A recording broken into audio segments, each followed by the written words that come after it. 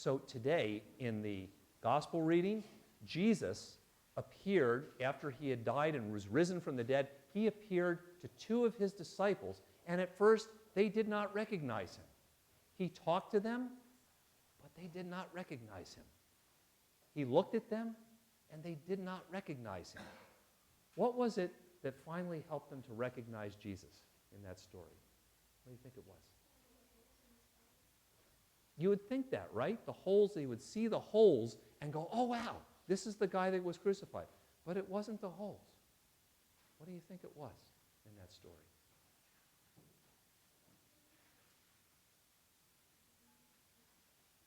You would think that too, right? Because he talked to them about the scriptures and how they foretold all the things that were going to happen to Jesus. But it wasn't the words. You would think these guys are... You would think their memory, you would think all of these things would have shown them this was Jesus. But you know what it finally was? He sat down at the table with them when they were getting ready to eat, and he took the bread, and he broke the bread, and it was in that moment while they were eating that they said, oh wait, this is Jesus, and all of a sudden they recognized him. And then what happened? He just vanished. It's a really funny story in some ways. But it was the fact that Jesus was eating with them like Jesus had done so many times before. That was the thing that finally made Jesus real to them. It was eating. So one of the things that we do a lot at Prince of Peace is we spend a lot of time eating. We eat at communion.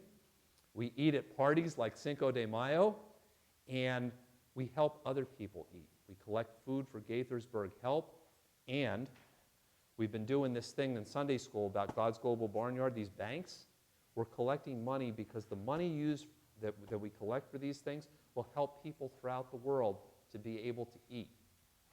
And we do that not just because people need to eat, that's really important, but because we realize that just like in the story today, sometimes people really experience God's love because they've been able to eat. That's how the disciples recognized Jesus, when they were able to eat. So we want to make it possible for other people to eat because they not only get their bellies filled, but they also sometimes come to realize Jesus in their lives. So what you guys could do is to see, because we've got all of these tables set up, so people are going to be wandering around here after the baptism, having the party. So it would be really easy to bug people, and that's important. So there are banks back there. And you can bug people to remember to pick up one of these banks and fill it by next week because they're due next week. And here's the incentive, okay?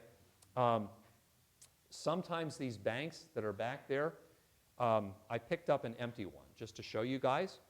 But sometimes because we have not done a really good job at making sure that we differentiate between the filled banks and the banks that are empty, I looked inside there, and there's already a $20 bill inside this bank.